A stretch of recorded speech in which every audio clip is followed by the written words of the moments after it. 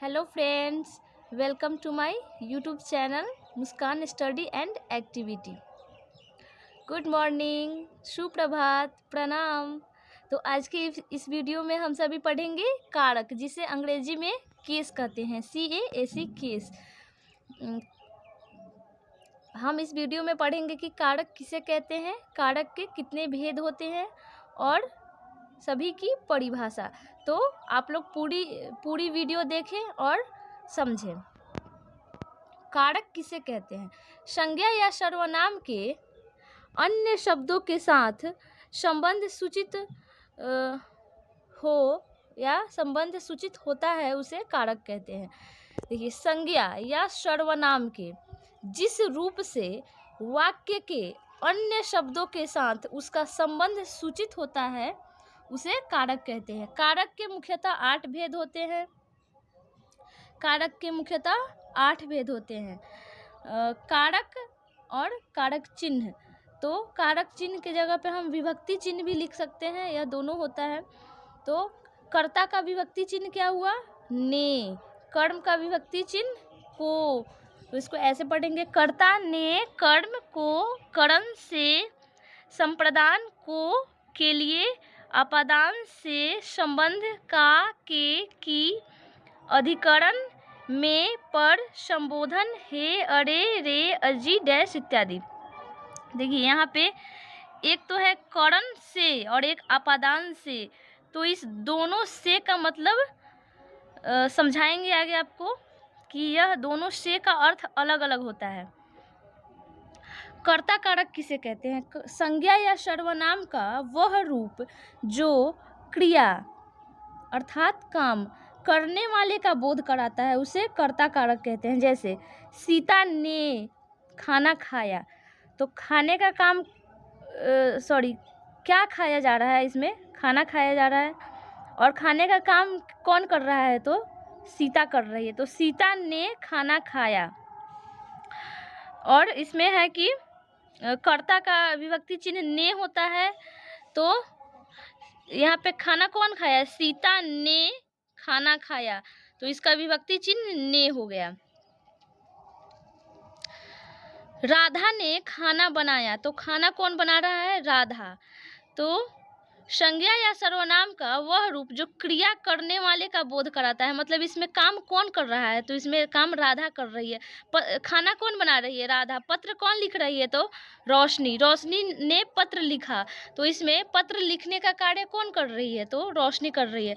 सृष्टि ने गाना गाया, तो गाना गाने का कार्य कौन कर रहा है? इसमें सृष्टि कर रही है। तो इससे हम समझ सकते हैं कि संज्ञा या सर्वनाम का वह रूप जो क्रिया करने वाले का बोध कराता है, मतलब जो कार्य को करता है, उसे कर्ता कारक कहते हैं। अब है कर्म कारक किसे कहते हैं? कर्म कारक वाक्य में जिस पर क्रिया का फल पड़ता है, उसे कर्म कारक कहते हैं। जैसे राधा ने फल को खाया। इसमें है कि जिस पर क्रिया का फल पड़ता है, मतलब काम करने का फल जिस पे पड़ता है, उसे कर्म कारक कहते हैं। जैसे राम ने फल को खाया। इसमें राधा ने फल को खाया। तो इसमें राधा क्या है? इसमें राधा है कर्ता, फल है कर्म और खाया है क्रिया। तो जिस पर क्रिया का फल पड़ता है, मतलब किसको खाया जा रहा है? इसमें तो फल को खाया जा रहा है। खाने का काम क्या चीज़ खाया जा रहा है? तो फल खाया जा रहा है। इसमें ये जो को है, यह इसका विभक्ति चिन्ह हो गया। जैसे राधा ने फल को खाया, तो को हो गया इसका विभक्ति चिन्ह। राम ने रावण को मारा, तो राम किसको मारे? राम ने रावण को मारा। तो इसमें जो को हो गया वह है इसका विभक्ति चिन्ह या कारक चिन्ह। पुलिस ने चोर को पकड़ा, तो पुलिस तो कर्ता हो गया और चोर हो गया कर्म, और पकड़ने का जो कार्य होगा वह क्रिया हो गया। तो पकड़ना क्रिया हुआ, चोर कर्म हुआ और पुलिस कर्ता हुई। तो पुलिस ने चोर को पकड़ा। तो इसमें है कि क्रिया मतलब जो है क्रिया वह किस पे पड़ रहा है, कर्म पे पड़ रहा है। मतलब पुलिस किसको पकड़ रही है, पुलिस चोर को पकड़ रही है। देखिए वाक्य में जिस पर क्रिया का फल पड़ता है उसे कर्म कारक कहते हैं। तो पुलिस चोर को पकड़ रही है, तो यह हो गया कर्म कारक। शिवानी ने फिल्म को देखा, तो फिल्म को किसने देखा, शिवानी ने देखा। शिवानी ने किसको देखा, तो फिल्म को देखा। तो यहाँ भी को से हम समझ सकते हैं कि कर्म कारक का विभक्ति चिन्ह को होता है। डैश इत्यादि। अब है करण कारक किसे कहते हैं। वाक्य में जिस शब्द से क्रिया के साधन का बोध हो उसे करण कारक कहते हैं। इसका विभक्ति चिन्ह से के द्वारा होता है। देखिए शिवम ने कुल्हाड़ी से वृक्ष को काटा, तो हम जैसे पीछे बताए थे कि दोनों से का एक है आपादान से और एक करण से, तो दोनों से का अर्थ अलग अलग होता है। देखिए करण कारक का से हुआ जिसमें संबंध स्थापित होता है। जैसे वाक्य में जिस शब्द से क्रिया के साधन का बोध हो उसे करण कारक कहते हैं। साधन और संबंध स्थापित करता है इसमें। देखिए इसका विभक्ति चिन्ह से और के द्वारा होता है। शिवम ने कुल्हाड़ी से वृक्ष को काटा, तो जब शिवम कुल्हाड़ी से वृक्ष को काट रहा है तो कुल्हाड़ी उसके हाथ में है, तो उससे यह संबंध भी स्थापित होता है और साधन भी। सोनम ने डंडे से सांप को मारा, तो डंडे से और सांप को मारी, तो डंडा उसके हाथ से भी हाथ में था, तो इसमें संबंध भी स्थापित होता है। राधा कलम से लिखती है, तो लिखने का जो काम करती है राधा, वो कलम को हाथ से पकड़ के लिखती है, तो इसमें है कि संबंध स्थापित हो रहा है। ख्याति पत्र के द्वारा संदेश भेजती है, जब ख्याति पत्र लिखती है तो उसमें अपना संदेश को लिखती है, तो पत्र के द्वारा वह भेजती है, तो उसमें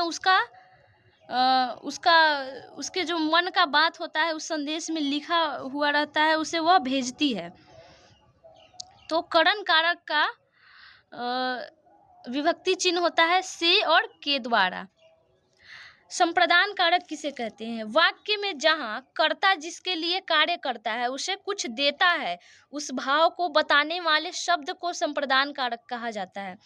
जैसे सुहानी बच्चों को मिठाइयाँ देती है, तो सुहानी जो है एक लड़की, वह बच्चों को मिठाइयाँ देती है, तो इसमें को क्या हो गया, संप्रदान कारक। क्योंकि संप्रदान कारक का विभक्ति चिन्ह होता है को के लिए। तो सुहानी बच्चों को मिठाई देती है, तो इसका को और के लिए इसमें नहीं है, परंतु को और के लिए दोनों संप्रदान कारक का विभक्ति चिन्ह होता है। राधा मोहन के लिए पढ़ती है, तो राधा किसके लिए पढ़ती है, मोहन के लिए पढ़ती है। तो संप्रदान कारक में है कि वाक्य में जहाँ कर्ता जिसके लिए कार्य करता है, मतलब किसी के लिए कार्य करता है, उसे कुछ देता है, उस भाव को बताने वाले शब्द को संप्रदान कारक कहते हैं। नंदिनी अपनी बहन के लिए भोजन पकाती है, तो नंदिनी अपनी बहन के लिए भोजन पकाती, किसके लिए पकाती है, बहन के लिए। तो इसमें जो के लिए हुआ, के लिए, यह संप्रदान कारक हुआ। अनमोल अनिकेत को कलम देता है, तो अनमोल अनिकेत को कलम देता है, इसमें वह दूसरे को कलम दे रहा है, तो इसका जो को हुआ है यह संप्रदान कारक। आपादान कारक किसे कहते हैं। संज्ञा या सर्वनाम के जिस रूप से उसके वाक्य के अन्य शब्दों से अलग होना पाया जाता है या पाया जाए, उसे आपादान कारक कहा जाता है।